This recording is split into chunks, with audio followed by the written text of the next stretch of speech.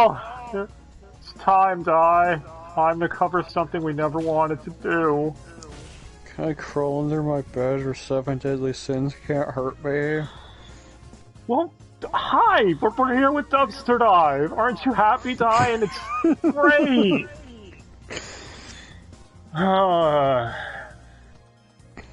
Seven Deadly Sins. And I just noticed this is episode 7 of season 2 of Dubster. I did that on purpose, totally. Yep. No. Oh, so this is the mid-season finale, because this is going to be a long video. And I don't have any alcohol. You guys could stick around and find out why we're not very big fans of this one. And it's going to be long as shit, because it's like, what, 80 episodes in a movie? Yeah, and it's the worst kind. It's the wasted potential kind. Well, Seven Deadly Sins. Manga published in Shonen Sunday by Kodansha. Written by Nakaba Suzuki. I almost thought it said Nakama at first.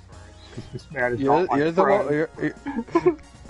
You're the one that misspelled your own notes, then. But it ran from October 2012 to March of this year, man. It ran for 8 years. 41 volumes, man. An anime by A1 Pictures, airing from October 2014. Netflix picking it up and airing it in 2015. But then A1 Pictures died. We'll get to that. See, then Funny got the rights to put season 1 out on Blu-ray and nothing else, because Netflix hates you if you want physical media, I guess. And then directors constantly switched hands during this anime production, so this is a disaster right out of the gate, isn't it? And chapters got adapted and skipped. We'll get to that in the plot breakdown. But hey, if you think they skipped straight to a season 2 after episode 24, then you don't know Seven Deadly Sins, because instead, they did a 4-episode OVA series called Signs of Holy War that is completely filler and anime only. Sure, it might have been written by Manga-kun over there, but yeah, it's technically filler. But at the end of this, then they announced Season 2, Revival of the Commandments, airing in January 2018, which was in production at the same time as the movie, so the staff were most likely spread incredibly thin. Why would you do this? Because it makes sense if you don't think about it. Yeah, so the season ended in June 2018 with the movie Prisoners of the Sky coming out just 2 months later in August. I feel like a prisoner after watching this. We'll get to that. But then, allegedly, from what I've seen, the movie did so terribly, A1 Pictures said fuck it and just handed the series off to Studio Dean, where anime go to die, for season 3, Wrath of the Gods. Oh my god. Whatever happened to Studio Dean? I mean, yeah, they have Konosuba, but like even back in the day, they had Rurouni Kenshin, they had Fruits Basket, the original one. They had stuff, then they didn't. I mean, I know you loved something that 2 years ago by them, buddy. Yeah, Hagi Hoshi. You want to watch Hagi Hoshi again, nope. Don't you? No, I do not. Through the way, Seven Deadly Sins has already been confirmed for a 4th and final season, alleged to air in October, but with everything going on, I guarantee it probably isn't anymore. Probably delayed till who knows when. But if it's still Studio Dean, does anyone care at this point? Yes, there's lots to care about. Like how all the demons bleed Cosmos. Well, let's not forget Netflix. They censored the blood in the latest season, man.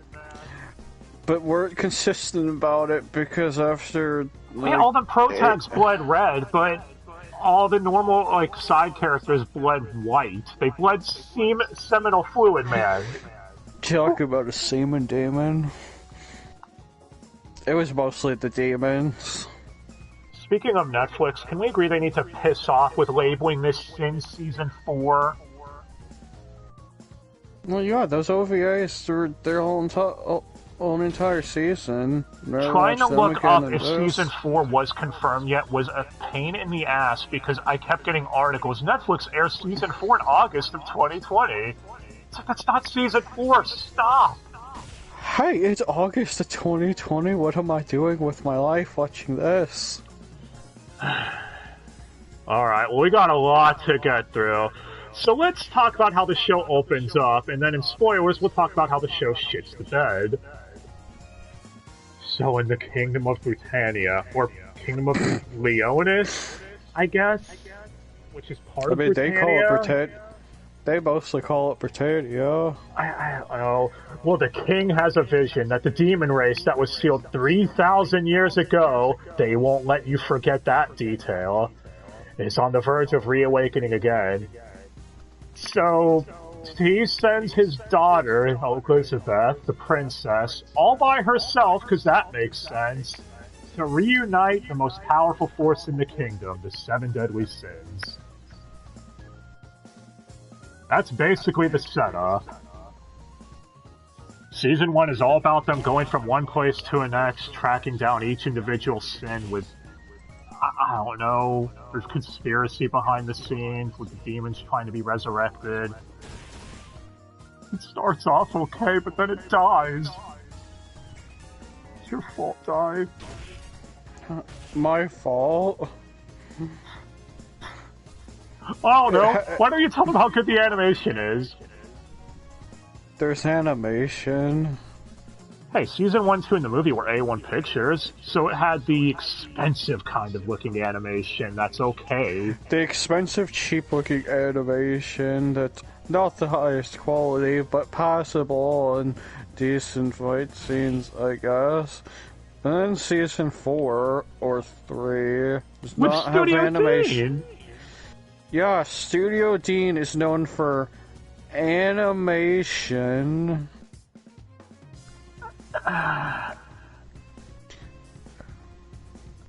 Studio Dean is going to ruin that Sailor Moon movie next year, aren't they? Did you say, focused on the back of people's heads during conversations? So they literally cut corners so badly that they focused on the back of someone's head while they were talking to avoid animating lip flops.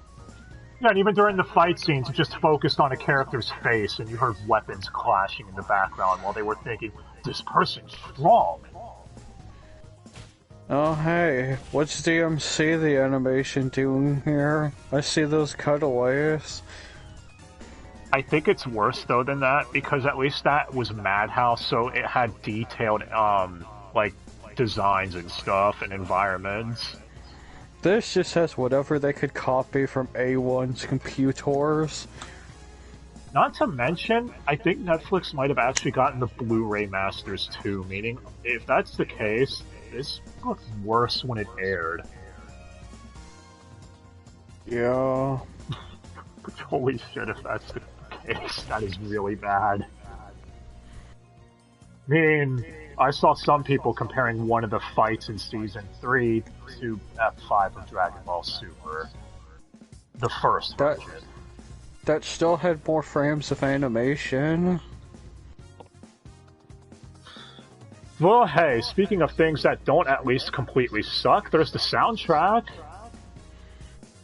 A show with a better soundtrack than it deserves. I'm sure that's not a running theme.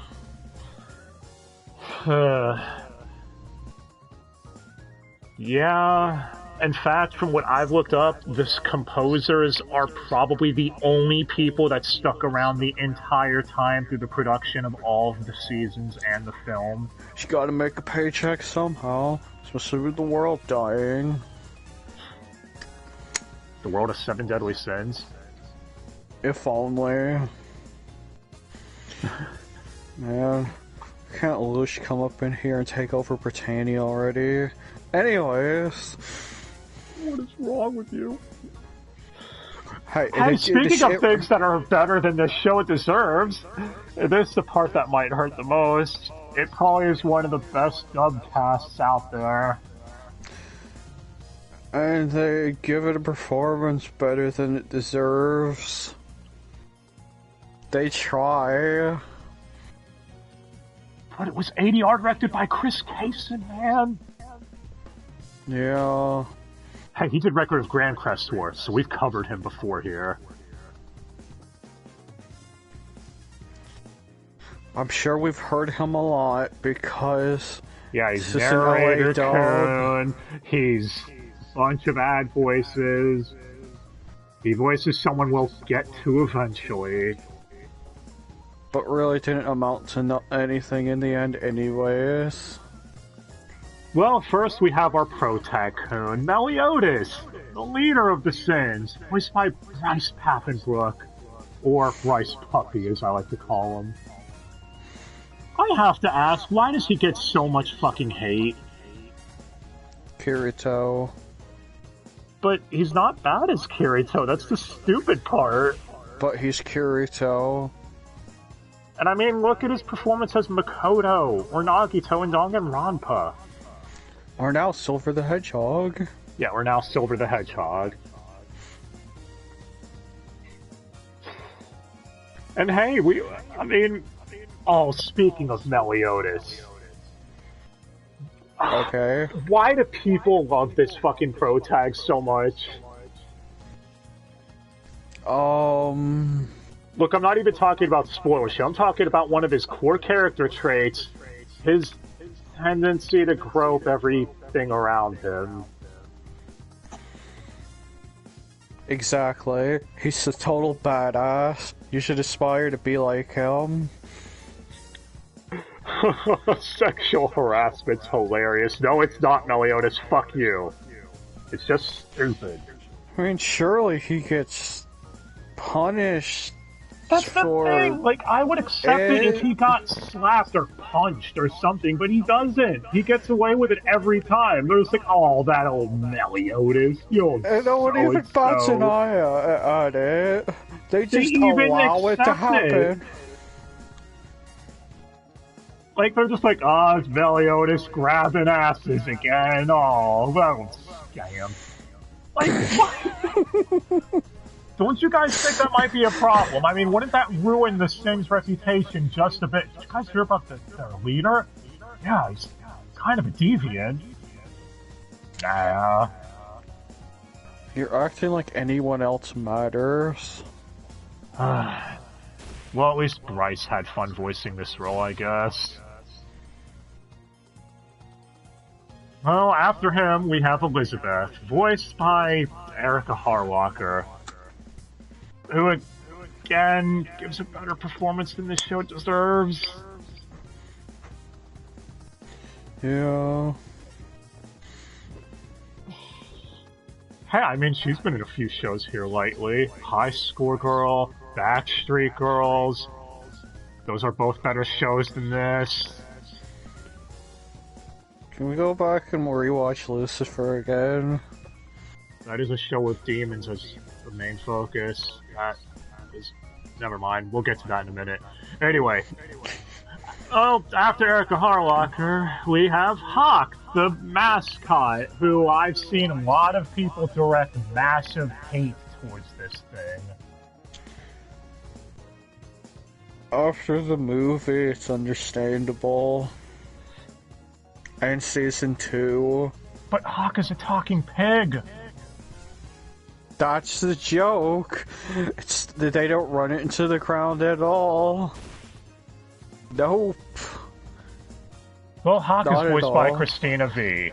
Another person that's been featured here quite a lot recently. Well, you can't walk around the corner without hearing Christina V and something. Wait, what? Yeah. Hey, they weren't Saint Seiya Lost Canvas. A show that you guys should go watch instead. Can I watch that instead? Sure. Alright, so I'll be back. Anyway. No, you're not leaving me here alone during this. We still have like 1 million people to get through. Yeah. Whatever. Next is Deanne, the next deadly sin, who's part of the giant race. I don't think you got one over on Meliodas is the 7th deadly sin of Wrath or Wrath. Oh yeah, he is. I was gonna ask you about that, actually. Yeah, I didn't know the sins mattered, because after season 1, they... Yeah, I think you all know where this is going. Meliodas is wrath, so he's supposed to get angry. And he does. Like, in a flashback. And a couple other times. I don't know, this whole sin thing seems like it might have been dropped. No, really? You think? Okay, so which sin does Deanne represent, Di? Air does not compute. That was also dropped. I mean, envy. Whatever. Deanne is voiced by Erica Mendez. Or Gone from Hunter x Hunter. Another shonen you all should go watch over this. I mean... I'm starting to see a theme here. It's okay. It's alright. Mm-hmm. Because after her, we have Bond. And I remember this one. He's the sin of greed. Allegedly. Oh. I mean, he was. He's probably the best character in the show. Better than the show deserves. I will give it this. You find out right away it has eternal life. And you think, oh, they're not going to be able to do anything with that. That's the one thing this series was able to do with him. Was make it where it's... Yeah. It gave him stakes at some points. Can't be said for a lot of the others. But he's voiced by Ben Diskin. Yes, Eric Sparrow indeed. You're dying, man. Of course I am. We're talking about this. Just hold it in there till we're done with the breaking down the dub. It's okay.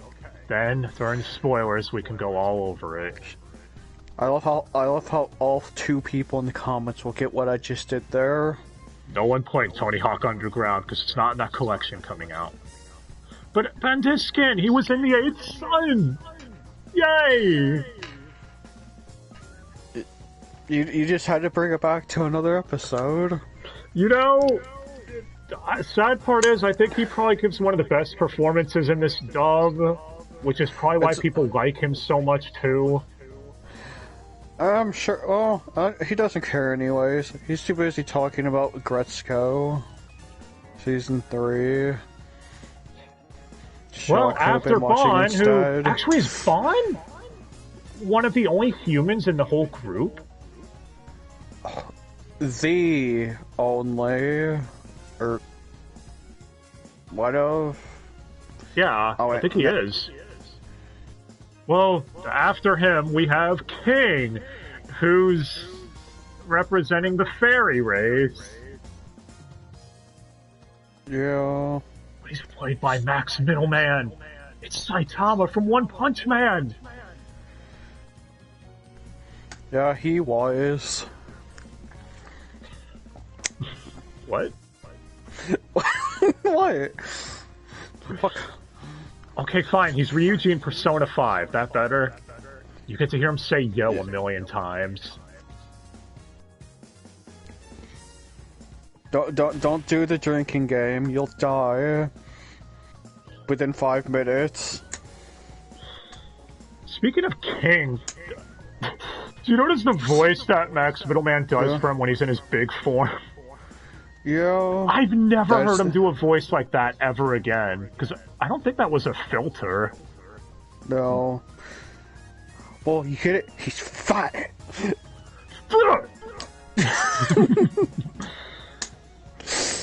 That's the joke. I've seen some people also think King is a beta male. We'll get into that later. I might indeed agree with that sentiment. Also, Sloth. Oh, that's what he represents. Well, we come to the sin I hate the most. Oh yes. Gother. Fuck this character. Again, I'll explain why in a bit. Yeah. But you find out right away, Gother is a homunculus, and no, not the cool kind like from FMA. Gother represents lust, and I've seen some people consider him a trap. How? Because he cross-dresses, I guess, as a running joke. Okay. Well, he's voiced by Eric Kimmerer, or Alibaba from Magi. Trying to remember what else he's been in recently. Well, that wasn't even recent. Tordor. Oh, Tordor. There you go. There's something really good. Both of which you could watch over this. You're welcome. Actually, now that I think about it, wasn't Magi another show that A1 Pictures had and they botched because of their rush production? You act like they have a history of doing that. I'm pretty sure we'll talk about that series eventually. But it's okay, because the next sin is Merlin! The sin of... Wait, isn't she the sin of gluttony? Yes. I don't even get this one at all. I don't even get Gother being lust. Lust for knowledge is apparently what they're going for, but... But wouldn't that be Merlin? She's the mage that revels in discovering new things.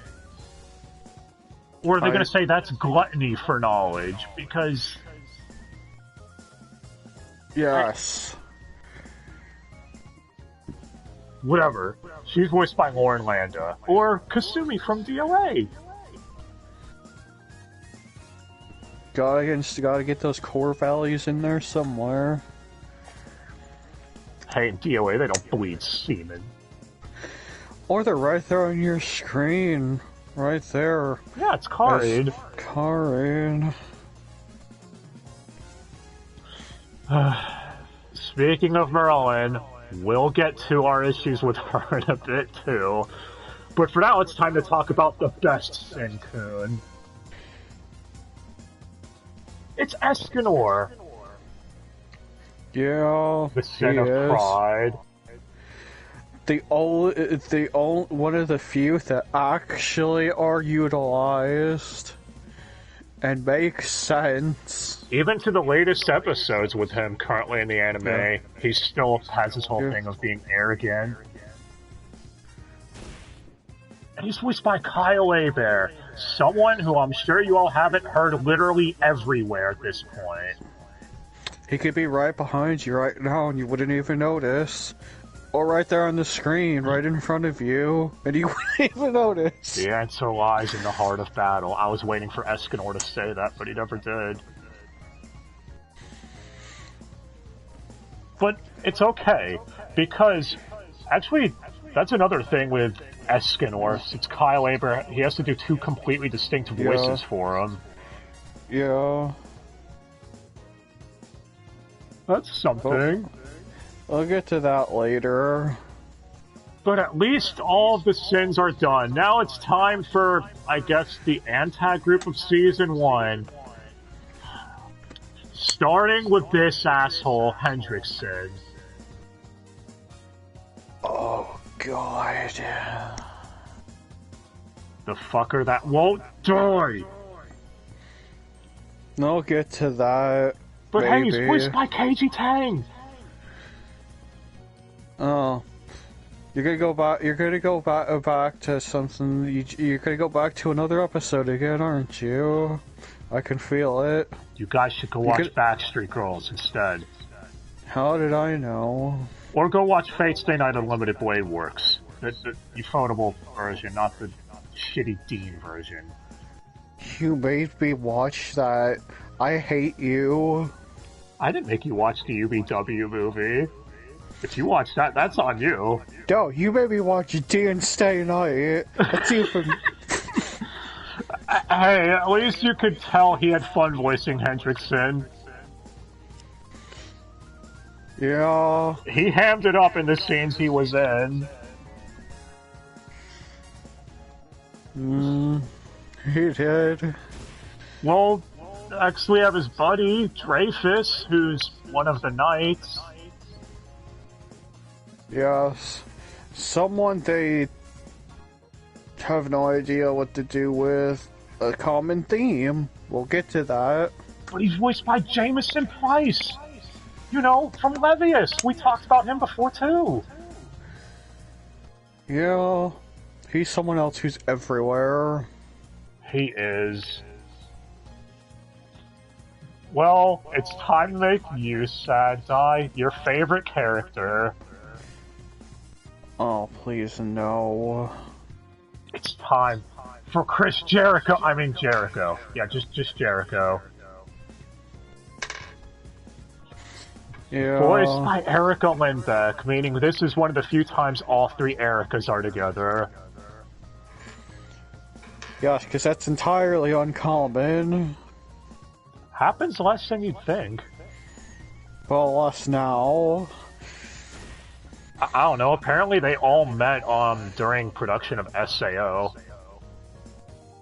So that's something SAO did, I guess.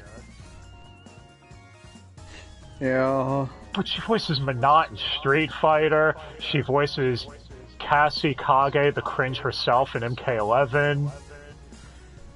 That was the poorest script someone could have ever been given. Well, Jericho is a character that wasted potential. There's a character that was dropped after season 2, 3, whatever. I don't care anymore. Well, after her, we have Gil Thunder, voiced by Robbie Damon. Yeah, you may know him as being Robbie Damon. Really? Or I guess Prompto for those people who played FF15. Hey, he's currently the main in God of High School. Can we go back and watch that instead? Another character that's wasted potential. Oh, hey! Theme! There you are! Well, the next knight's Griamore, voiced by Patrick Seitz, and his most powerful attack. You see, this character has a thing where he has convictions. The conviction to protect the princess he's in love with. So his ultimate attack is just called Wall. Get it? It's really on the nose.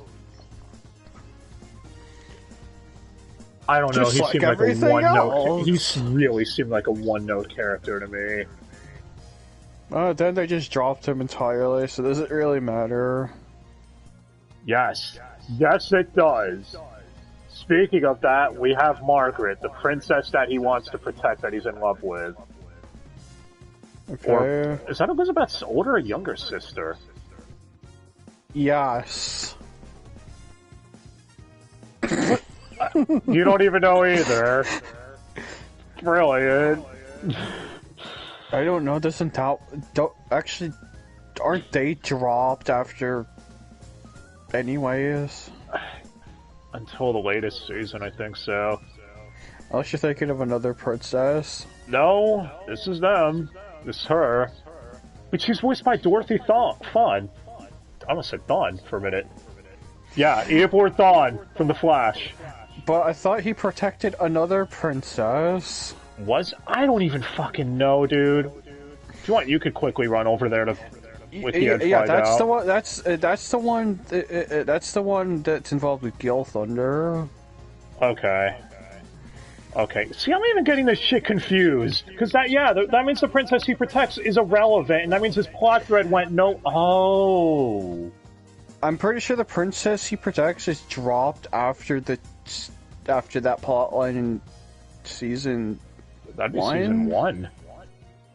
That's why I got confused for a minute. I thought that was the princess for first. No. This is the one involved with Gill Thunder. This is Gill Thunder's waffle. I guess. Alright. Whatever. The last one with the Kingdom faction is... the King. The King himself. The King of Britannia. They're really subtle about what the reference they just made. Go watch Code Geass instead. King Baltra. Voiced by Michael McConaughey. Or Seth from this. Or, yeah, King of Britannia from Code Geass. Yay. You know what's funny? Which one has more wasted potential? This? Or Code Geass R2? Yes, it does. Code Geass R2 had moments. This... Well, this does too. This did too, only further spread out. Okay, after that, we have Hellbrum, voiced by Richard Epcar. Backstreet Girls is here again, man! Yeah.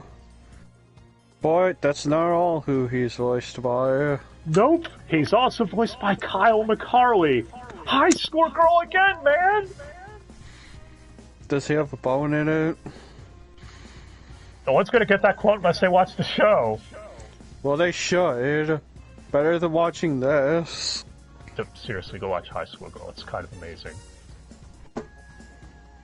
But, yay! These 2 people now. That means they're one and the same. And they are. Yes. The plot lines in this show, you'll notice another theme. They just do what the fuck ever. Well, shut up. After that, we have Elaine, or King's younger sister, who Bon was in love with, I guess. It's a whole thing. Voiced by Brianna Knickerbocker, or just Rem from ReZero. As soon as I say that, I'm sure everyone will go, oh, that's who. Can we watch that instead? No, that airs later today, in dub at least. Am I gonna find a way to say that every time? Yes. Yes, I am. Okay, and the last one to really cover from Season 1... Yeah, we're still only on Season 1, please help us. Oh, God. Is King Arthur. What a nothing fucking character. Spoilers, man! Oh my God. He shows up for like 10 minutes in Season 1 and fucks off. Like, you're gonna do Arthurian legend, then come on, go all in with it. Whatever, he's voiced by Zach Aguilar, or the Alligator as we like to call him. Hey, another Backstreet Girls reference. Or another Demon Slayer reference. You guys should go watch that shonen instead. No. All in all, Season 1 actually is worth watching if you want. It has a lot of problems, but it doesn't shit the bed as hard as later seasons. Oh no. We're getting to Season 2. Oh, yes we are. It had an arc. Season 2 has an arc. Season 2 also introduces the 10 Commandments, as the name would imply, meaning we've got 10 more people to break down. Oh no. We're not even done with the fucking characters yet. Hey, we've got the leader of the Commandments, Zeldris. Why do people hype this character up so much? Because he because he has the same voice as Meliodas, yeah. It's Bryce again! Double casting for the win! Well, there's plot reasons for this one. It's double casting in sub and dub. There. Explained. Whatever, he's the leader of the commandments, almost said the sins. Great. I mean, I guess I'm not... Same thing, really. Well, you get to hear Bryce do a really deep voice and sound evil and emo. This is going to cause problems if you're not paying attention to the show itself later. We'll get to that, though. Oh, Season 3, you scamp. Well, after that, we have Fraldred, voiced by narrator coon Chris Geis. What are you doing here? I mean, at least he has a voice filter on, so... I mean, not like that character had much screen time to begin with anyways. Yeah, that's a fair point. Well, I mean, I guess he did good as Fraldred, but again, it's a filter, so... I mean, you could still tell it's him. Yeah. Well, after that, we have Estarossa, one of the other really popular commandments, and this one I can kind of see why, at least. Oh god, I know exactly what you're gonna say, because you can't help David yourself. Vincent! Go ahead, know exactly what you're gonna say. Get it out of the way. From Bleach? Bleach is getting a final season! There it is again. You know what? We're covering Bleach at some point, although for that one we're gonna have to do it season by season breakdown instead of like this. That way the video doesn't go on for 3 years. Well, that, and we only we really had to... You skimmed through the last 2 seasons. I'm just going off what I remember before I ramp my head to the toilet stall. Well, Estarossa is kind of amazing with what David Vincent does to him. He hams this roll up so much. In classic David Vincent fashion. Is it just me, or when he said brother in that weird, creepy-ass way, did it give you Jin vibes from Blaze Blue? Any excuse to bring back Blaze Blue, because it's dead. What? No, it's not. BB Talk Season 3 is being teased. What? Yeah, it's not like they're ever gonna go back and dub Central Fiction, so fuck you. Whatever. After that, we have Gallon. But actually, isn't Gallon the first commandment introduced? Yeah. Voiced by Kirk Thornton, or Jubei from Blaze Blue. Or Shadow the Hedgehog. Oh my god, it's Shadow the Hedgehog. I mean, what? We already said silver for Bryce, so I might as well bring it around again. Well, Gallon is kind of I guess, the big dumb idiot out of the commandments. I don't know. I mean, his first battle shows promise in the 10 Commandments, but... It's all downhill from there. Well, after him, we have Monspeed, voiced by Keith Silverstein. You may know him from everywhere. Yeah, it's Keith, man. He's Hunk from R8. Or Sassolomel from SoulCal. Or Zack from DOA. And, I mean, he does okay here. The problem is this character doesn't get much screen time. You can only do so much with what you're given. Just look back to Cassie Kage. Well, after Monspeed, we have the one, I guess that he's kind of shipped with? Derriere. What a stupid fucking name. Oh, that's a stupid fucking name. It We're not really even is. done yet, and you're saying that? Whatever, she's voiced by Allegra Clark. Or Boss from AI Somnium Files. One of the most recent thing I could think of them from right off the top of my head. Or a lot of stuff. But nothing off the top of our heads because it's 7 AM. Fuck you. You're welcome. Whatever. Anyway, again, another character that amounts to, well, nothing. We'll get to that. After her, we have Maliskula, who I think was the second member of the Commandments introduced, who also showed promise. Voiced by Melanie, or Rachel from BlazBlue, or Reen from Fate. Probably the one people would know right away. If you want to go the MK route, then Jade. Oh yeah, they are Jade and MK11 now, aren't they? Jade Wolf. I mean...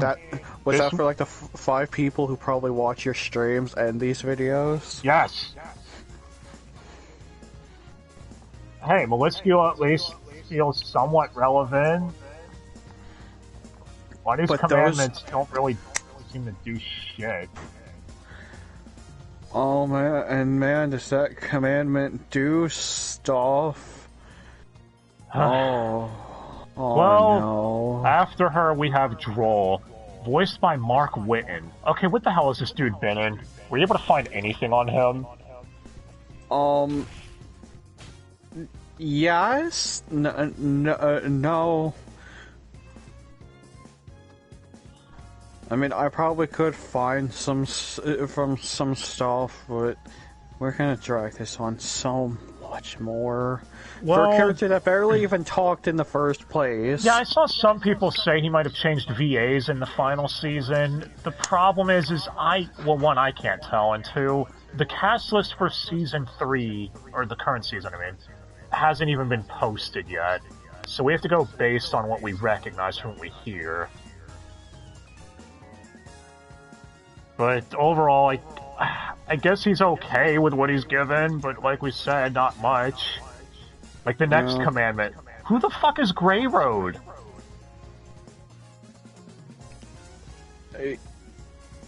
The blob monster. The blob monster. Who does he even fight?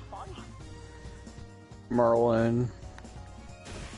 Oh, okay, so... But he's voiced by Ben Lapley. If that is how you pronounce that, I don't know. Could be Layplay. Either way, that name is silly. That name is silly. Oh, okay. I guess you couldn't find anything else on this dude either. Again, they look vaguely familiar, but not off the top of my head. Well, like the last commandment for now is Gloxenia, voiced by Miriam Miller, or most people probably know her as Karibo's wife. I mean, she's been in a few things. Little Witch Academia. Go watch that instead, by the way. It's an amazing show. Fuck you, Netflix, for losing the rights to the OVAs to it. I think she was in the FMA movie, actually. Wasn't she? Yeah. Okay. They're also in Fate. Oh, I didn't even know that. Oh yeah, they are. They're in Grand Order, the new one. Yeah. Okay.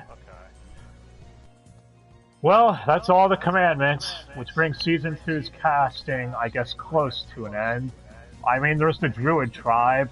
The only two knowns of note are Michelle Ruff. Also, wait, fine. You want to bring it back? Okay, fine. Yeah, I remember looking at Mark Whitten up. That's who he is. Who?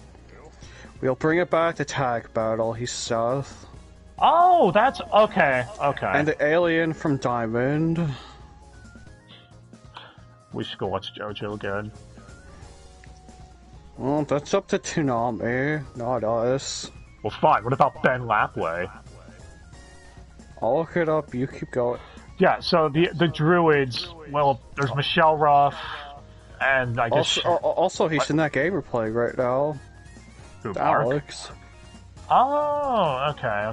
Wow, And a bunch of other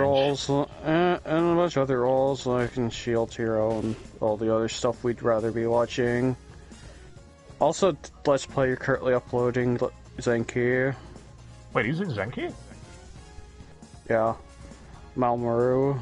Oh shit. Okay. Well. Oh yeah. That. Oh yeah. He's the main. He's the main anti. Yep. That's what I thought. What are we on? Ben So no, or Mark? he did not. He's Mark's. So he did 100% did not change voices in season 3. Okay.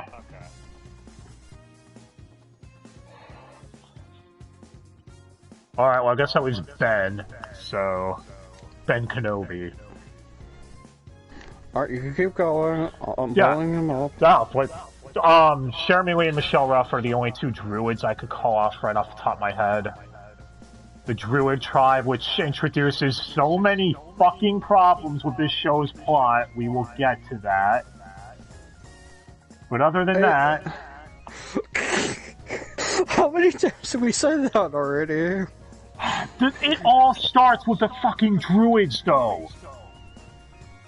And I know some people might say, well, some of this stuff isn't plot holes if you read the manga. The problem is, though, is we're not. We're presented with what the anime gave us, so that is what we're going to go off of. And it's at this point in Season 2 that you start noticing they're clearly skipping shit heavily. Episode 24 of the season condensed around 8 to 10 chapters from what I've seen online from what people are saying. Which, if that's true, holy shit.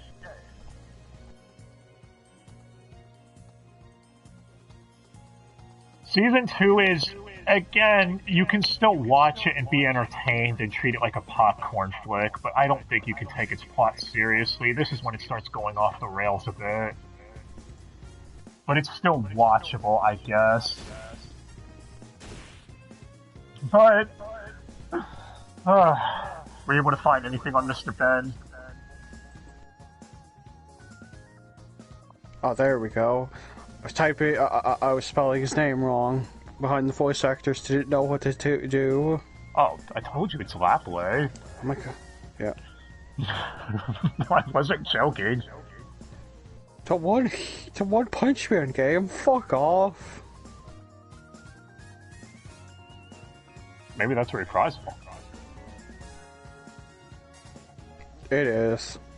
Oh, so that was in OPM. A My Mask. I don't remember who that is. Whatever. There's so many fucking heroes in One Punch Man. Yeah, there really are. But it's alright, Di. Because we're at your favorite part, where this show really starts to lose its shit. Oh, this is where it does that. I was confused for a second. We're at the 7 Deadly Sins movie. Can I go now? As mentioned earlier, this movie was in production at the same time as Season 2, because when has that ever caused problems before? It's kind of a miracle that with the My Hero Academia series, that hasn't been an issue yet with its first 2 films.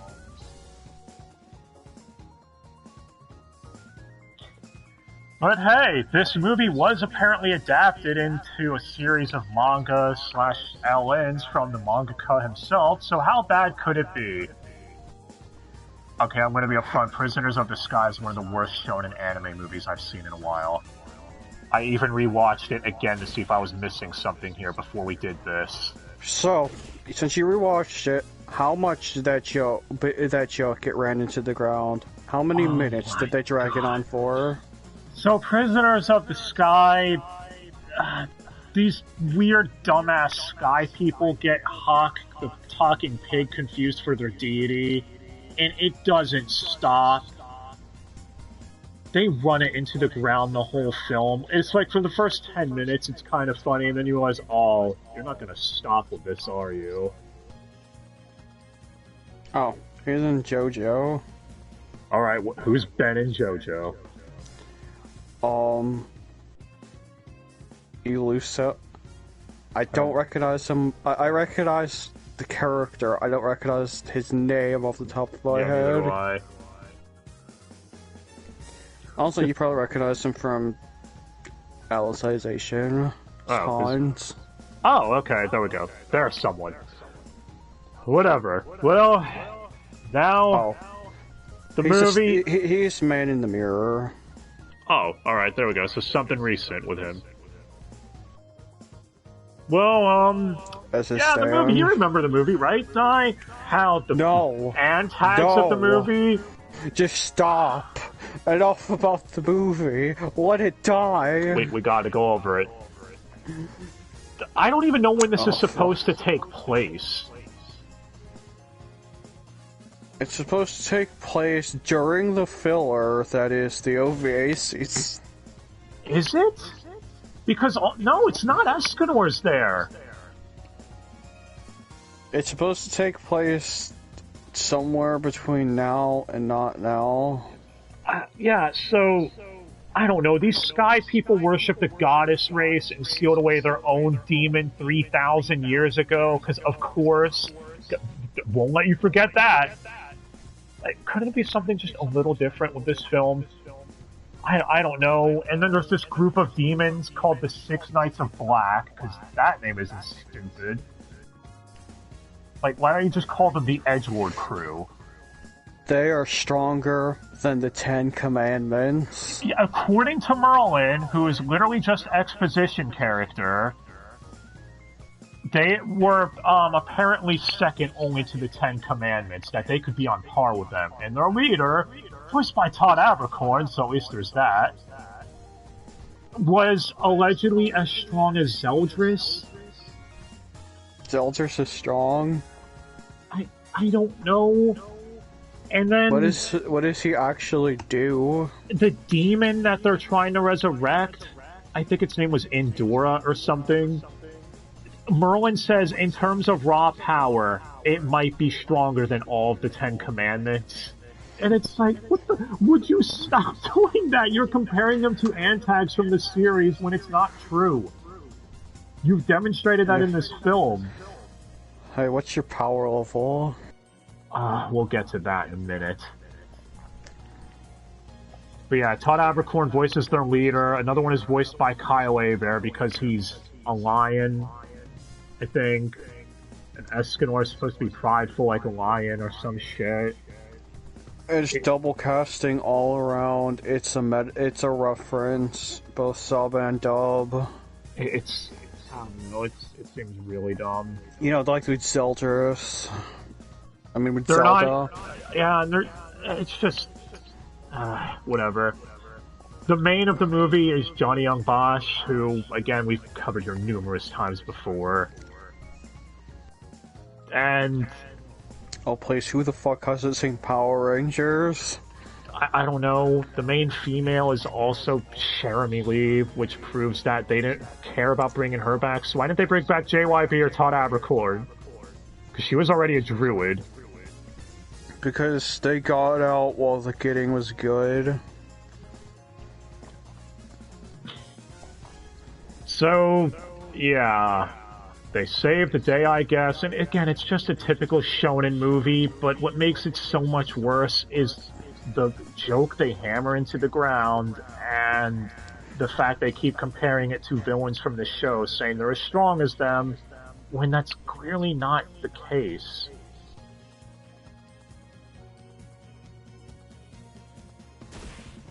But now, we get to the real shit of it all.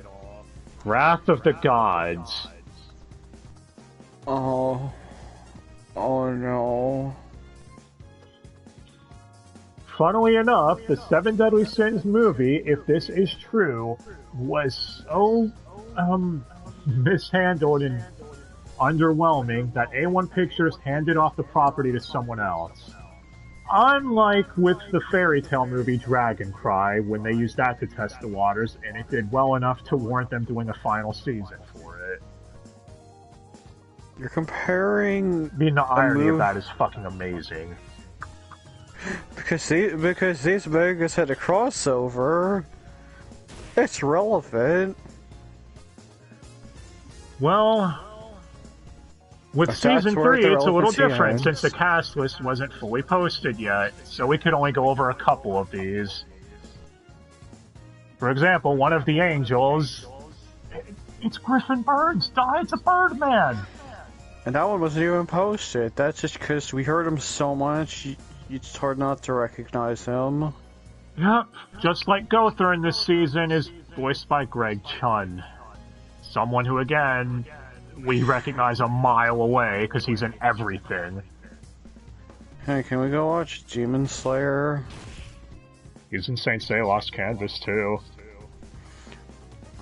Oh, just say it how it is. He's another one who's everywhere.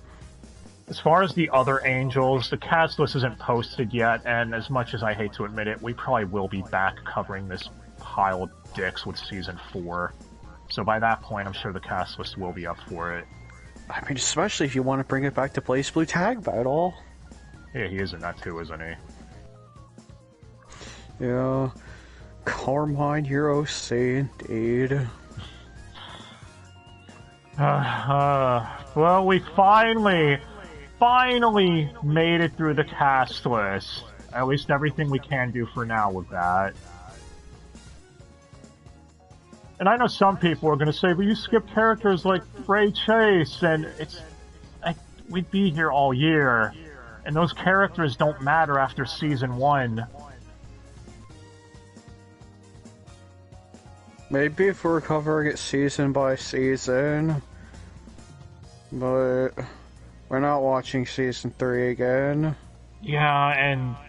Season 3 isn't even watchable in the form of entertaining like Seasons 1 and 2 are. Like, you can't even just turn your brain off and watch the mindless fight scenes. It's okay. The show peaks with Bond, and then it's all downhill. No, like, for real. That's the only positive we can unanimously come up with for Season 2. His arc in it. Yeah. The thing is, between this and, say, something like the DMC anime, which was also poorly directed with its director, I think this is worse. One, it's twice as long. Two... It's backed up by Dean, who animates... Yeah, and the character assassinations that this season does just to do retcons for shitty retcons' sake doesn't help either. The DMC anime never did anything like character assassinating anybody. If anything, most people in that remained true to how they were in the games. But is that because of the manga, or what? With DMC or Sins? With Sins. Oh, yeah, I'm pretty sure it's because of the manga. Then again, who knows, because from what I've seen, it was mandated they cover at least 100 chapters of the manga every season. Notice this has over 400 chapters, and Season 4 is going to be its final season. And there's, wow, around 100 chapters left to adapt. Oh, no. Except for the ones they skip over. Mm-hmm. I heard entire arcs were cut short and character dev moments were completely dropped. At least they kept in the bonds in Season 2. Oh, I should say Bond, Jericho, and whoever else, some fairy, who cares about them? Whatever. This show gets a D+. Season 1 is still watchable and entertaining. Season 2 you can enjoy the fight scenes, but the movie and Season 3 especially are just infuriating to sit through. Hey, remember when Elizabeth was Druid? Good times. I mean, the show's got a better dub than it deserves, a better soundtrack than it deserves, but if you take the soundtrack away and just separate the voice actors doing an amazing job, what you're left with is a really, really shitty shonen anime. And there's already enough shonen anime in the fantasy setting that, quite frankly, do it way better than this does. Fairy Tail and Black Clover are both much better paced because of the way they adapt chapters slower than this does.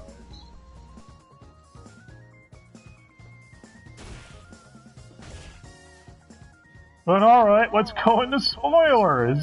Aren't you happy, Dai? So we do it season by season, or what? Nope. We're just gonna shit everyone out by character. So let's start with your hero, Meliodas. Why don't you start? Because... You know what's funny? Because at the fuck. beginning, he seemed like he might have been one of the weaker Sins. I saw everyone pointing that out. Yet, look in the later seasons, he becomes a fucking Jerry Stew that doesn't know how to piss off and lose a fight already. Kirito, when did you get here? I know people are gonna bring up he lost the fight to Escanor in Wrath of the Gods, but... seriously... the arbitrary power-ups he receives are just bullshit. But he has no emotions. Oh yeah, let's get to that. Yeah. Also, yes. Here's the spoiler. In season 2, he dies. Alright, let's talk about that. Lol. He's not dead because Bond be the only fucking immortal. Meliodas has the curse of eternal life. Every time he dies, he revives, because he pissed off his daddy, the king of the demons. It's really contrived, but even aside from that, they allege that every time he comes back, his demon heritage comes closer to the forefront of his personality more and more. Also, yes, he's a demon. Yeah. I mean, I think they tell you that like halfway through season 1. And it's pretty obvious with how powerful they show him to be at the beginning. Because yeah, it's like, oh wow, he's really powerful, and then the other Sins show up. Oh no, the other Sins are more powerful than him. Oh wait, no, JK, arbitrary power boost. Arbitrary power boost?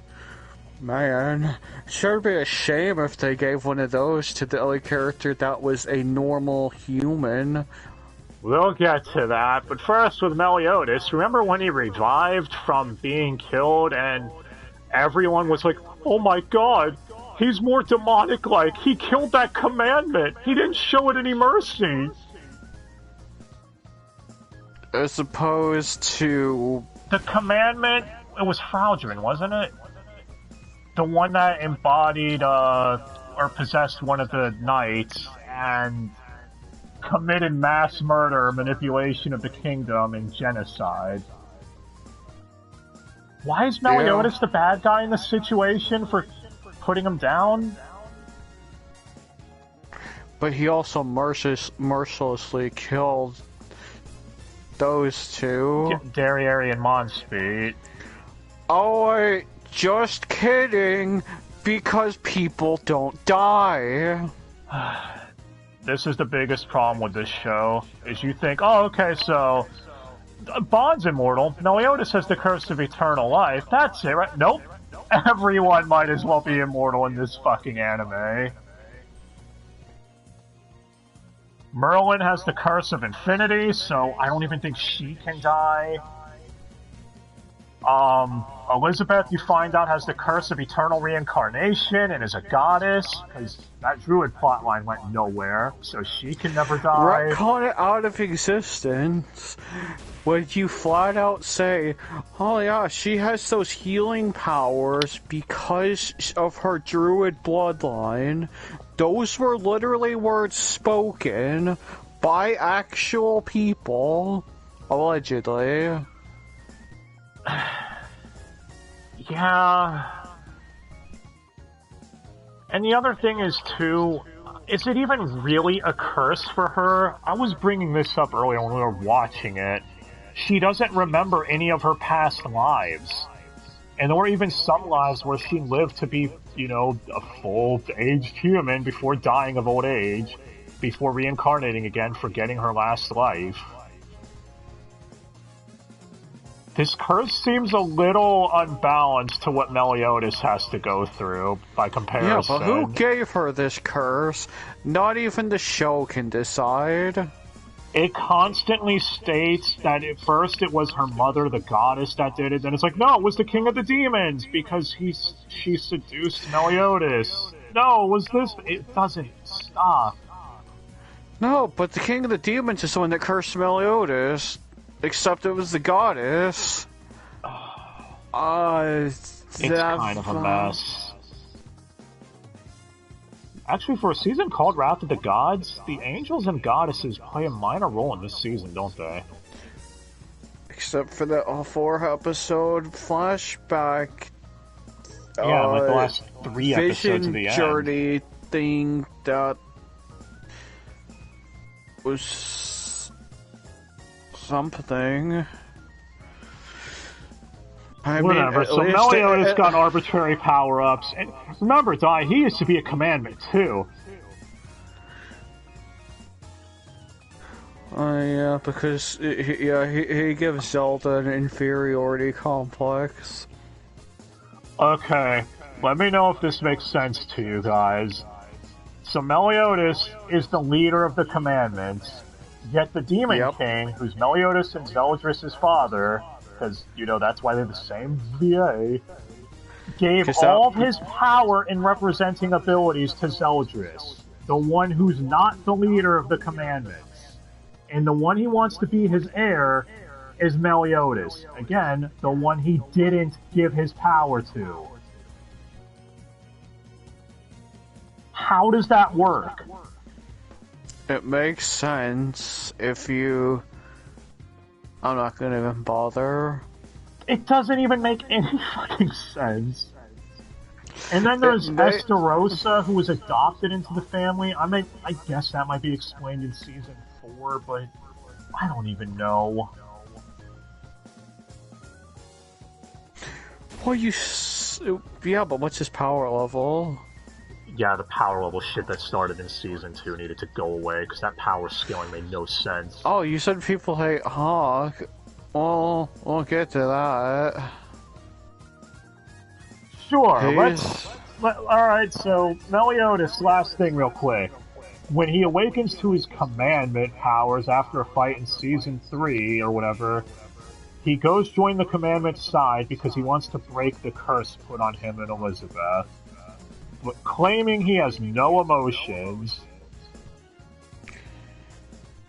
yet he has a desire/will to break these curses. Wouldn't one consider that an emotion? Because he's interested in doing something. No, he has no emotions. He then also says his heart and love will always be for Elizabeth since the dawn of time. Again, something you could probably relate to an emotion. Damn it. Writing. Why? You had something okay with Season 1. Then you peaked in Season 2. Because you proceeded to adopt 40 chapters in, 3 episodes. Oh yeah. Speaking of Elizabeth and her retcons, Guy, what about the fact that she's a, reincarnation of Meliodas' one true love, Liz? his one true love, Liz, well, she's a reincarnation of his one true love, Elizabeth. Who's a reincarnation of the other Elizabeth. 107 Elizabeths. Even though it's... Here's what makes this fall apart with the Druid plotline as well. You see, to fight the commandments, Meliodas must go to the Druids to get the power he sealed away back from them. It's like this show was afraid of doing a training arc, without understanding the reason training arcs exist in Shonen. Because, yeah, Merlin sealed his powers away, like took half his power, and gave it to the Druids. But when he goes there, he has to face a test of emotional bullshit, where he must go and face his darkest nightmares. Which is just the previous Liz that we just mentioned dying again and again. Except instead of dying to some generic demons, just kidding, it was Fraldrin. Yeah, they retconned it to being Fraldrin in Season 3. Okay. Sure, why not? But the thing is that if he's really lived with Elizabeth or seen her die 107 times because of all the reincarnations, why was this the only one he remembered? He only remembered the one previous Elizabeth before the current one. The other 105 don't count? Because they didn't matter because that plotline wasn't made up yet. You really get the sense when watching this the writer was just coming up with whatever the fuck on the fly and not planning ahead. Like, he tries coming up with swerves, like, oh, this will be a good plot twist, without realizing the ramifications it has on earlier chapters. This is the reason why we keep going back to Bon. Alright, let's get to Bon and how they fucked him over hard after Season 2. After Season 2, he gets written off the show. That's all that needs to be said. Doesn't Bon have the ability to steal from his opponents by... He has the ability to steal his opponent's strength by hitting them and stuff. I don't think I saw him do that once during Season 3. I'm pretty sure that was dropped after his arc in Season 2. I mean, you could argue when he fought Meliskula in her true form, she had miasma around him, so he couldn't touch her, but... What about when they fought the old dude? Yes. Well, after Bond jobs several times in Season 3, they tell him to go get Meliodas' emotions in Purgatory. Because you can just do that, apparently. And he goes there and is promptly off the show. It is stupid as you think it is. Doesn't the season end with you finding out his emotions are another Meliodas? Yes. Okay, let's go back to Meliodas for a second. Okay, so he died, right? But how did he die? Because he's so weak, right? Because it took like 7 of the commandments to take him down.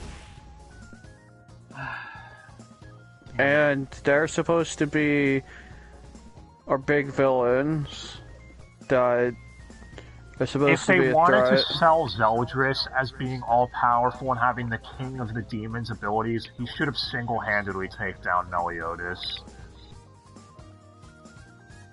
But they just have him stand there, being an edgelord. Menacingly. No, he doesn't even deserve the meme. He's not worth it. I mean, she's not worth it. Well, speaking of Bond, what about the love triangle between him, Jericho, and Elaine? His past love, he got killed just so she could be revived because fuck anyone dying in this show. Yeah. And that was still... That probably... again... That is the peak of the writing, because any of these Bond arcs and moments are actually feel like you're watching a different show. On the immortal, the commandments were saying, we'll just steal your soul then, even if you're immortal, your soul could still be devoured. And it's like, oh, that actually works. It makes sense. Even Maliskula threatened him in Season 3 in her true form, saying that she'd devour him and he'd be constantly digested again and again every time he regenerated. It's like, oh, that, again, works as a threat for the one character who's alleged to be immortal. But when it comes to everyone else, I don't feel any tension at all for any of them. Well, except for the other members of the B team. We'll get to them in a minute. But yeah, so... Bond with Jericho. Wasn't Jericho supposed to embody his need to move on from the past and go forward? No, because the past can just be revived. Maliskula's ability to revive everyone. She revives Elaine to try fucking with Bond, but it backfires because Elaine breaks from her control and her and Bond are shipped again anyways. Yeah. And you might think, well, since they killed Maliskula in Season 3, that would obviously make her die, right? Nope. Because Merlin uses magic bullshit to turn Maliskula into a baby lizard thing. A baby snake. Yeah, and seal her away. So because of that, no one has to die. And Bond can be happy with his reanimated corpse forever. I'm pretty sure his reanimated corpse will has more speaking lines in this season than he does. I think she does, actually. But they both have more speaking lines than Jericho. You mean how they got Erica Lindbeck in this season just to grunt when she got one-shotted by a demon? Yeah. Oh, hey, you know how she awakened to her magical abilities after all the Bond arc? Let's do something with that, right? Nope. No. She's not Meliodas. She's not any of the Sins.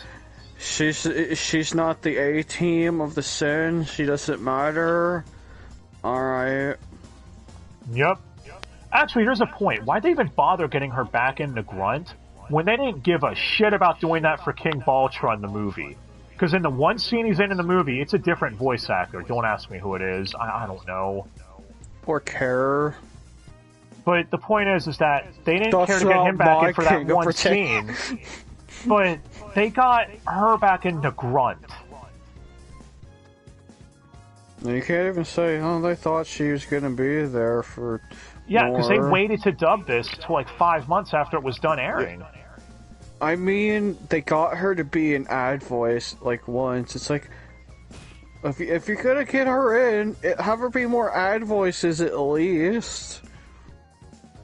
Do something. Could you imagine that? She got called in, and Chris Case is like, alright, you're back as Jericho. Alright, I need you to grunt in this scene. Okay, what else? That's it. What? Get the fuck out of here. Get out of the booth. Get out of the booth. We gotta get Bryce in there like 3 times. Oh my god, speaking of Bryce, when he awakens to his commandment thing, this is what I was bringing up earlier. He does his evil voice for Meliodas when he's emotionless. So when he's talking to Zeldris, it sounds like he's talking to himself. Because he's doing the same voice for both of them. So again, if you're just, listening to it and not paying full attention, you'll think you're going insane. Alright, if only one of them talked in the third person, then it'd be perfectly clear. But that would require Zelda to have a personality. The thing is with Zelda is... yeah, we're gonna call him Zelda from now on. I agree with his motivation, but he should be more mad at his dad than Meliodas. Because it's like, wait a minute, you gave me all of your power and are saying I can represent you during all these negotiations with the goddess race and that I speak on your behalf, yet I'm not the one succeeding you. Fuck you, Dad, I'm leaving. That's how it should have gone. Yeah. I don't know, but speaking of that, so Bond and Elaine are shipped now. Bond got written off the show, at least at this point. Well, his arc literally ended. I mean, Elaine's alive, so yay for Bond, I guess. And Jericho just accepts it, giving them her blessing and saying, I'm out. See you guys never. Oh, were they supposed to do something with that? No. Well, why would they? It kind of ruins the whole message of Bond needing to learn to move forward and let the past go. Which, speaking of which, King blames him for getting Elaine killed, because, his sibling or whatever. Yet King is the only one who's able to forgive Bond and move forward, just for Elaine to be revived, making that development pointless. But at least it was something.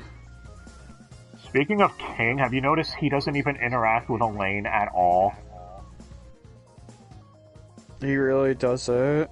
His whole motivation for being standoffish towards Bond, and he doesn't even acknowledge her existence, I don't think even once in Season 3. When they barely even share any screen time together. Well...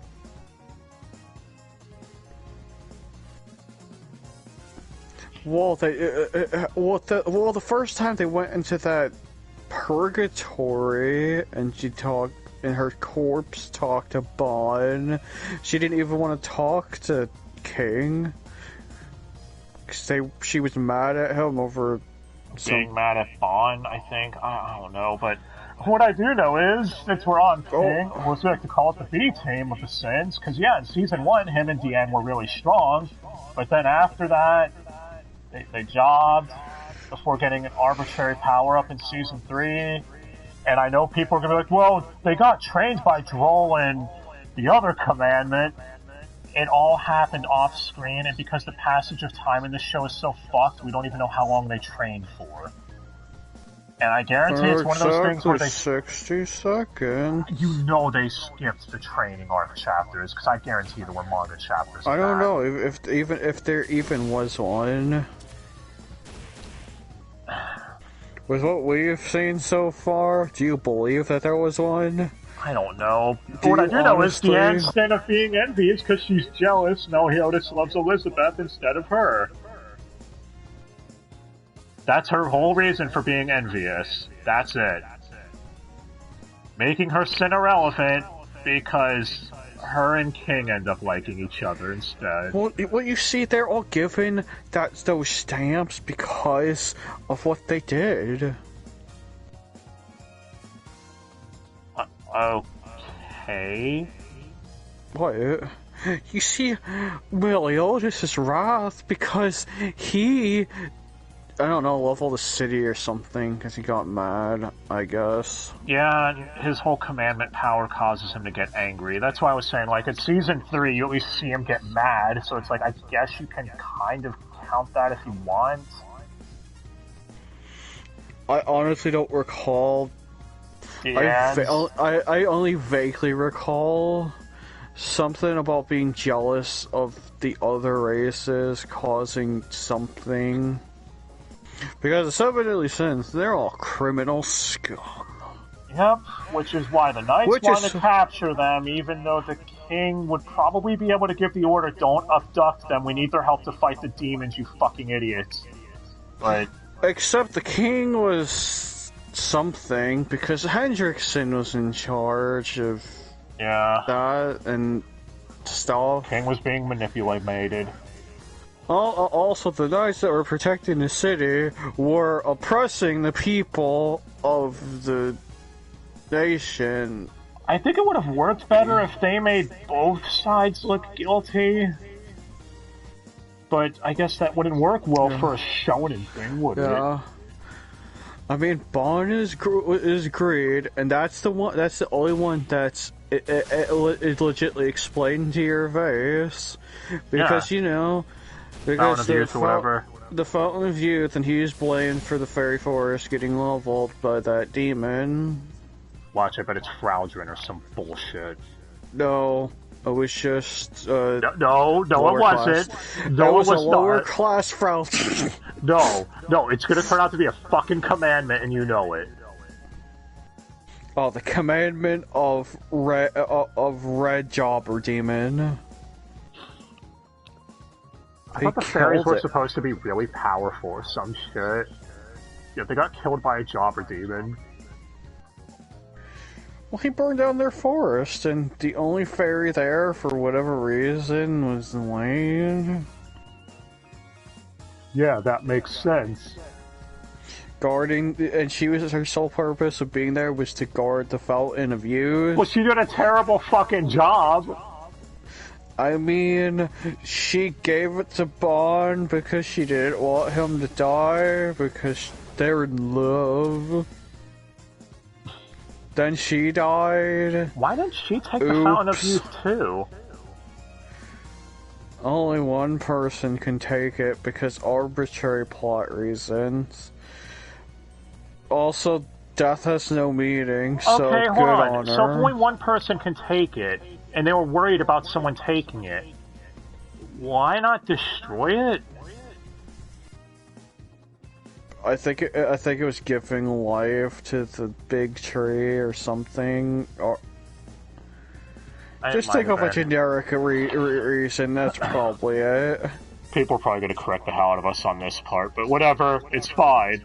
The point is that it's made irrelevant because Elaine gets resurrected, because she's immortal, everyone's immortal, you're immortal, I'm immortal, we're all fucking immortal. Seven Deadly Sins said so. Oh, can I go fall on this knife? You think I'll be back by the end of the review? I wouldn't test that theory, but what I would test is this. King is in love with Deanne and is constantly cucked until season 3. Cucked because of your OC, Gother? Oh my god. Now we're getting to Gother. Oh my fucking word, I hate this because all character. the problems revolving around that stuff with Deanne and King are because of Gother. You see, they met and fell in love as children. Or something. I don't even know. Close enough. 3,000 years ago, probably, knowing this show. No, I think King is only like 500 years I think King's only like 500 or some shit. But either way, yeah. He's a fairy. Time is an enigma to him. Yeah, so Gother, he wants to experiment to see how emotions work, because again, he's a homunculus, he's a doll. And his whole thing is using mind manipulation. So he mind breaks Deanne's memories. Yes. I think several times, even. Oh. But no one has an issue with this. It's like, oh, Gother, what did you do? That's okay, we forgive you. But it's not like... okay. What? It's okay, the mind manipulation stuff gets even dumber with season 3, but we'll get there. Yeah, so they completely forgive Gother and are still like one of his best friends, even though he constantly keeps doing that shit. Mostly to Deanne. Oh, I think one time he did it so bad that he made her forget who she even is for like two episodes. Yeah, 2 episodes. It's like, well, friend. Speaking of which, season 2 ends with him doing a heel turn because he was a commandment the whole time. Glad that's gonna go somewhere.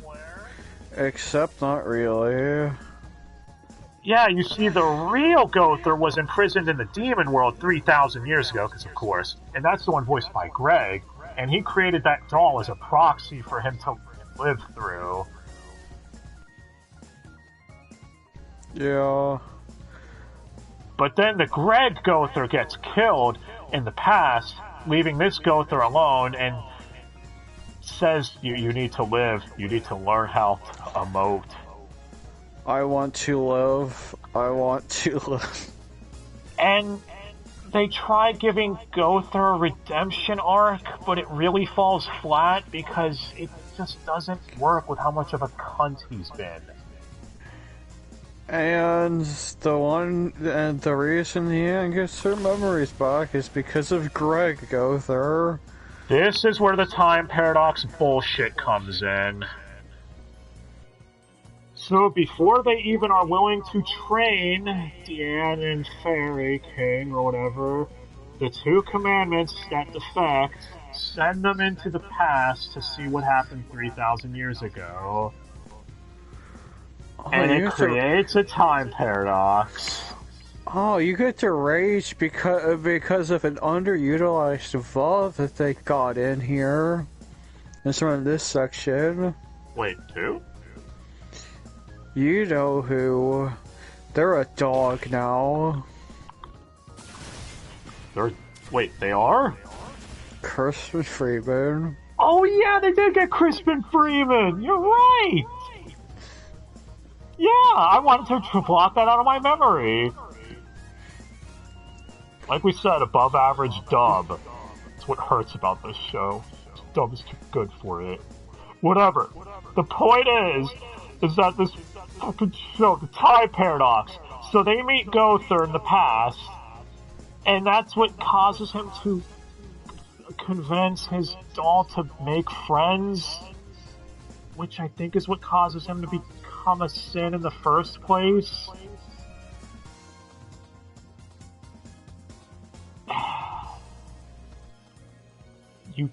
This is why you don't write time travel like this. But it's written so, that it's not even fully explained if that was a vision quest or if it was time travel. Oh, when you see, yes, just yes. But why? But Gloxinia explains that if you try altering with the past, then you'll be trapped there forever, because it fucks with the time stream and you'll be lost in it. Yet, because their interaction with Gother didn't fuck with the time travel at all, which means they were able to return, so that means that they had to do that. That means Gother interacted with them at that point in time. Also, let's get to the stupidity that you can't take that whole entire plot line. You can take it less seriously, because instead of being voiced, because they travel back in time in the bodies of those two, but they're voiced by their own, but they're voiced by Max and Erica. Yeah, so Gloxinia and Droll it's their voices coming out of those mouths. Like, wait, Droll, you sound like a woman. But no one even acknowledges it. They're just cool with it. Oh man, it's really dumb, because he's an even taller giant. He's also D-Rock. Yeah, isn't he Goro or whatever with 4 arms? Yeah, he's 4 arms. Yeah, with Erica Mendez's voice coming out. It's like, what the fuck am I looking at?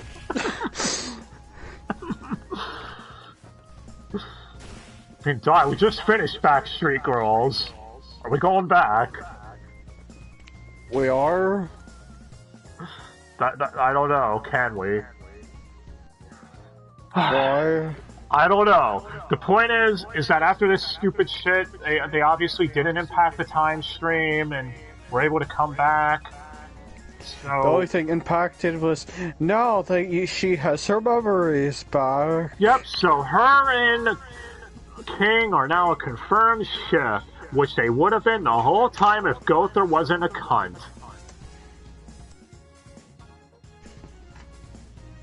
But that also means Gother had to erase her memories for them to even go back in the past, for the other Gother to give her memories so that way they would become friends again, which means they would confront Gother about it to cause him to have a redemption arc in the present, which means don't have fucking time travel written like this. This is stupid. But it's time travel that's not time travel, but it's also time travel. It's like he came up with that whole thing at the end like it's a vision quest, and then changed his mind partway in, and then backpedaled on it. And hey, we got to hear Christian Freeman for a few episodes. And then and now he's a dog. And then he's reincarnated as a doggo. Because no one dies. Because even he has a ship with that fairy. Does that mean the fairy wants to fuck the dog? Because of also you can take it back to Backstreet Girls. Wait a minute, that fairy wants to... Oh, come on, that's fucking gross! No, that fairy's voiced by someone in Backstreet Girls. No, but I mean, you're saying the fairy shipped with the dog. That's fucking nasty. No, because he said he would always protect them from now on, and he was reincarnated as a dog. Dude, it's this show. Would you be them. surprised if that's where it goes? Yes. Whatever. Maybe. Gothar's redemption arc is just undeserved. I mean, isn't it because he wanted a heart, and he loved someone, so then he shut down all of his emotions. And every time he was reminded of his emotions, that's what caused him to become a cunt. Well, you see, that's why he's the sin of lust, because he wanted to... Yeah, he lusts for emotions. He wanted to revive someone, but... after they're Ironically, already dead, that's the one character that stayed dead in this whole series. That's the one character that was irrelevant because they were in like one episode or two. I don't even know. Whatever, Gothar's a prick. I don't doubt he's going to betray the Sins again in the next season for some stupid reason. They're just going to be like, aww, Gothar. Or he might not. I don't know. His character arc is done, I guess, so he'll probably be written off the show too. Who the hell knows? Bye, Bon. Okay, it's time to talk about the stupid one now. It's time to talk Merlin. Merlin is a character. Merlin is exposition dump, as we stated. Exposition dump that is meant to also be fan service character. Except the author trolls the shit out of all of her fan base. And it is hilariously bad. Oh, it's amazing. Gothar would be laughing at this, and I wouldn't be surprised if he was the one that made it this way. And that's the one time you would probably high-five. No, so Merlin, the whole time, you look at her and you're like, wow, she... No, that's a disguise. You see, they did that trope. She was a lolly all along. Merlin was a trap. Basically. You all fell for it. She was a lolly the whole time. Yeah, that makes sense. There's no hinting of this anywhere either, or build-up. It just happens. And after that point, they're like, well, she always did consider Elizabeth to be her big sister. She constantly then starts calling Elizabeth big sister after that, and they act like that was a thing that's been there. Like, it's like they pulled a character trait out of a hat and slapped it on these people, and that's it. At least it's a character trait now. I don't think people like her character trait, though, that were fans of her. Yeah, but those people do what they were getting into. With how much of a personality Merlin has displayed. Oh yeah, so Merlin has the blessing from both the Demon King and the Goddess. So, because of her, I don't know, transgressions, they decided to destroy of not picking a side during the war. Yeah, of being a fence rider, basically. They nuked the entire mage academy and city. but they're idiots because, like, oh yeah, we blessed her with our immortality. We can't kill her. Whoops. No one said those two were intelligent. And also, here's the thing, they worked together on that. So how did that meeting work? Did the Demon King and Goddess meet up and like, hey, that bitch Merlin, she won't pick a side. Well, we're Let's fighting right now, what do we do? Let's go kick that city! Yeah, we're postponing the war, we're making a truce, because that one bitch, she won't pick a side. I believe it, because as we established, the demons are evil. Yes, the demons. Yeah, and then they tried making the archangels even more evil, I guess, and manipulating things behind the scenes. I don't even know. Well, you see, they kill. Their whole reason for hating the demons is they're racist. Yeah, that's basically it. Oh wait, they hate all other racists that are not them. They're just fucking racists. But hey, there's Escanor. There's Escanor. He has moments that almost make season 3. Oh my gosh, dude, his fight that, I heard was a hype fight in the manga between him and Meliodas. You saw what they did to it. That was when I saw a lot of people drop the show. I saw stuff. Animation wasn't among the stuff.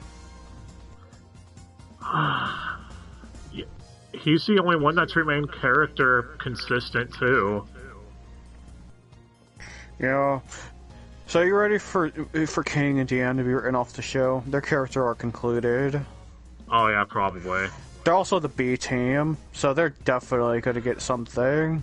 But hey, their power level is 45 and 50,000, which is like 100,000 below Escanor and Meliodas. So just like everyone's wondering, what's this power level stuff you've been talking about, and why are you looking at Hawk that way when we bring it up? Because Hawk's the one who gets the device to read power levels. Actually, I think it's Merlin who gives it to him. Merlin, you asshole! Yeah. And he just doesn't stop every couple of seconds.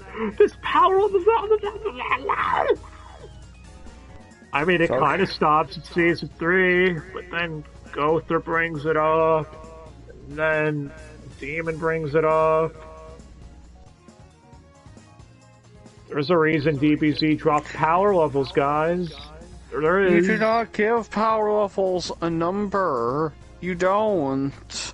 DBZ learned not to do that. Eventually. But okay, so after that, Hawk, don't we also find out he's some sort of spy for the Demon King? Yeah, the portal to Purgatory is located in his eye, and that's where they send Bond through to rescue... Meliodas emotion. Melly-motion. What's an emotion? Love. What is that? Okay. Well, let's talk about the commandments real quick and how fucking pointless a lot of them are. Since we basically ran through the sins, quickly run through these commandments. Zeldris, underwhelming and does nothing but bitch. Yeah. Seriously, can you think of one cool thing he does? He sits on a chair broodingly. Fraudrin gets killed in 2 minutes after showing up and makes Meliodas look like a dick, apparently. Hey, there's Esterosa. He hammed it up every time he was there. He almost makes the season worth it, but not really. Yeah, because he's only there for like 2 episodes. Yeah, but man, does he eat the screen when he's on screen in those 2 episodes? There's Gowland, the one who turns to stone. And He's the one that has pigeons shit on him, which is a perfect apt image for this anime. I mean, the sad part is when he first showed up, he easily defeated the A team of the Saiyans. I know. He also created a plot hole for Merlin. Remember, Merlin's lolly form is her true form, where she's at her most powerful. Yet she never used this form until now, meaning she could have used it on Gowland or any of the fights in Season 2, but chose not to because she's simply an asshole. They're simply an asshole. That explains the A-Team. Oh, there's Monspeet and Derriere, who apparently Meliodas showed mercy to by incinerating them to ash, yet they show up in Season 3, and Kate's all like, I'm glad Meliodas showed us mercy. Or we'd be dead. Mercy, it can't be. Doesn't No matter. emotions, They by die the way. anyways because they get eaten up by Esterosa. Then there's Meliscula, who we already went over. I mean, there's Droll and Gloxenia. I think they're dead, actually, aren't they? Yeah, they switched sides, and then they died. Then there's Grey Road, who I think is also dead. No, he is in a vial in Merlin's shop. Oh, it's like Meliscula. Like Meliscula. Okay. Well, let's talk about King Arthur. The one Merlin said would be the hope of the universe, or whatever. And then he died. Yep. Fucks off until Season 3 to show up for 2 minutes. Takes on Meliodas and Zelda. And, and their two mentor characters. Yeah, and they're two mentors, so he takes on all four of them at the same time. Like, we were just JKing, lol. And then he one of those mentors Excalibur. previously before this scene, keep in mind, killed those other two off. The two defectors. Yep. So, King Arthur then just dies. Seppuku's himself with Excalibur. And that's it. Because they used eyes on them. That lets them be able to control their actions. So, stabs himself with Excalibur. And they need to wait for the next king that the sword accepts to be able to remove it. Because no one but Arthur can move the sword, which brings the question, can't they just take Arthur's hands and force it to pull the sword out? No. Like, I know people are like, why do you put logic into it? You're trying to logic Seven Deadly Sins. How dare you?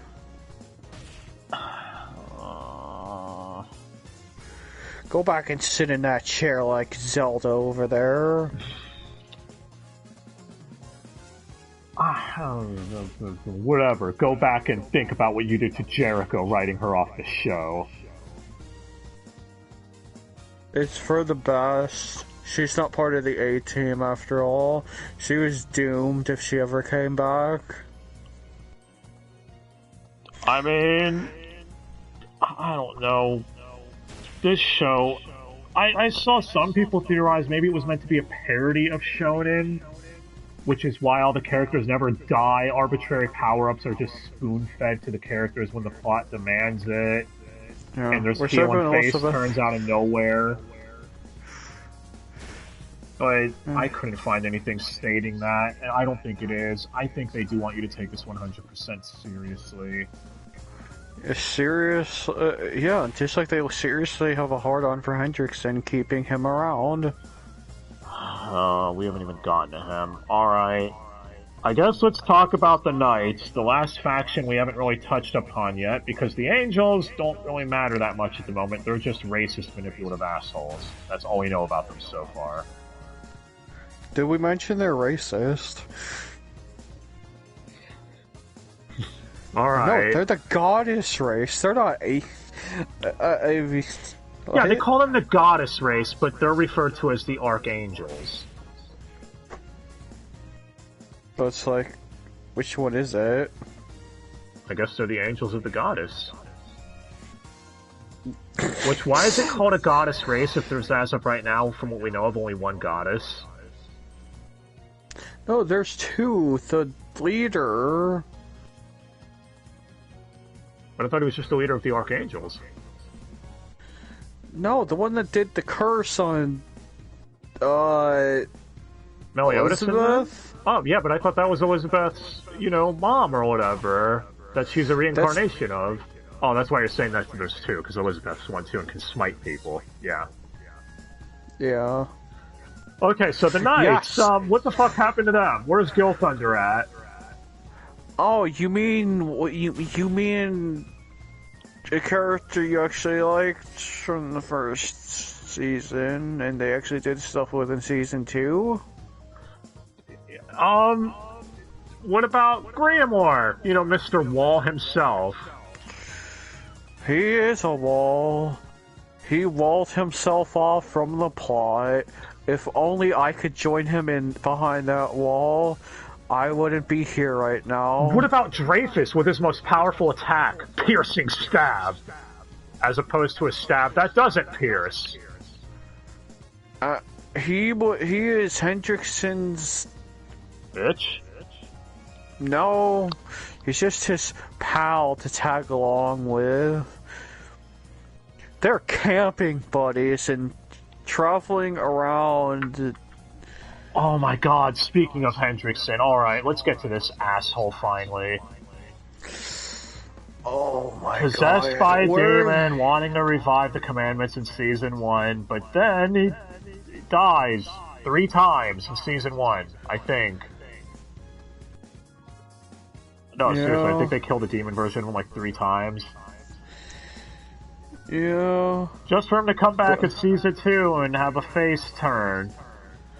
Well, you see, he was purified by Elizabeth's druid powers that she literally awakens to because... Yes. Yeah, the druids even say you have druid bloodline in you, so healing should become second nature to you as a druid.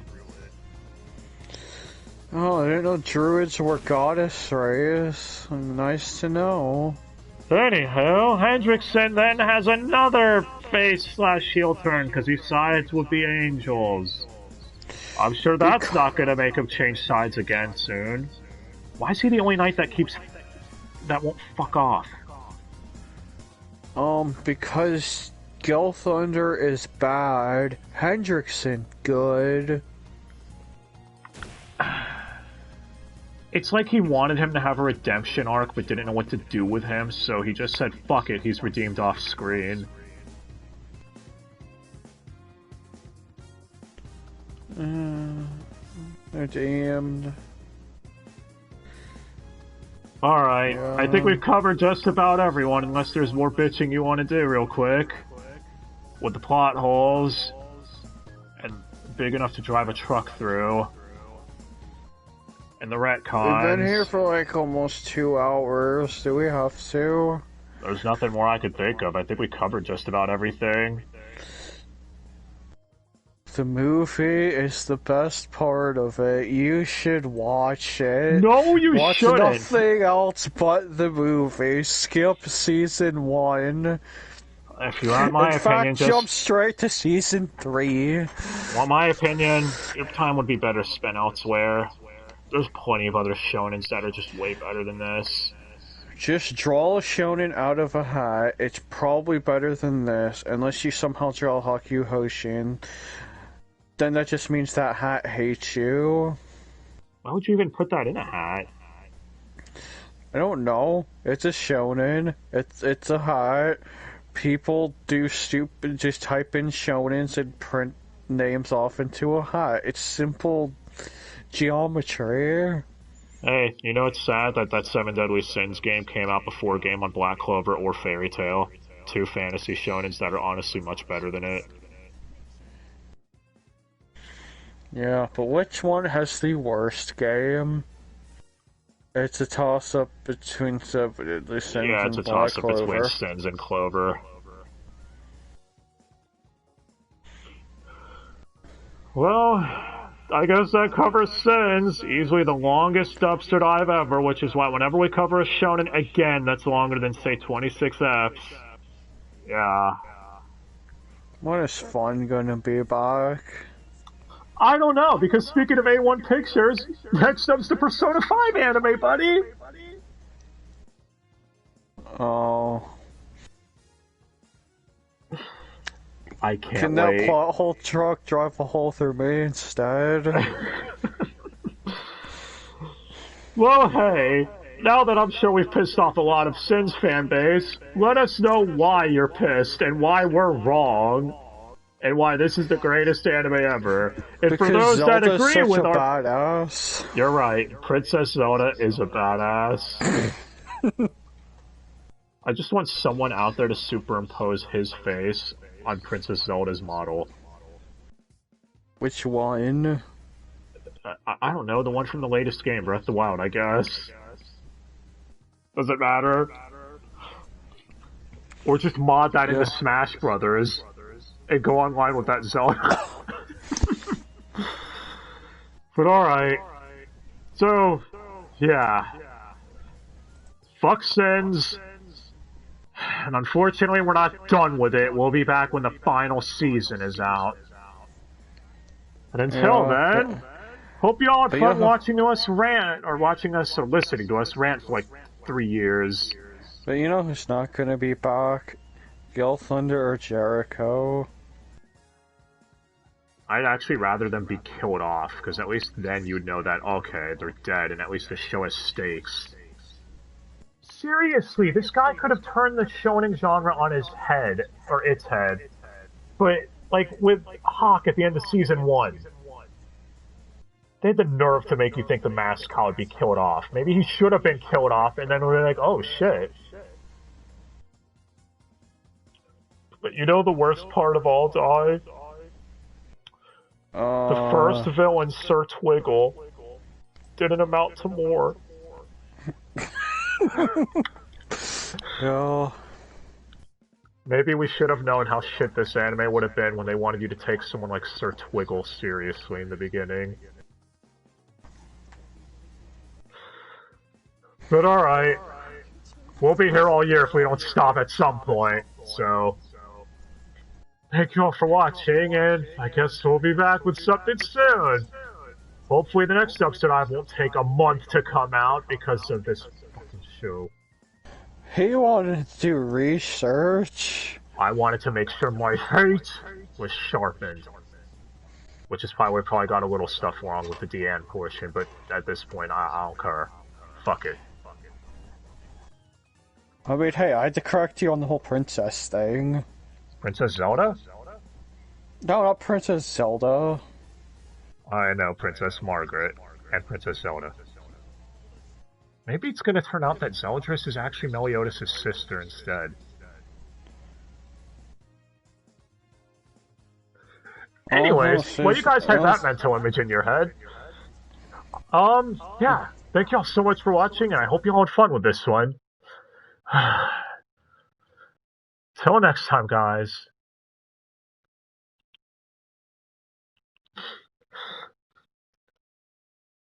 Just leave a comment below and let us know what you thought. Hope you all enjoyed. And if you have any shows you'd like us to cover, leave them below too, and we'll cover them at some point. Till next time, guys.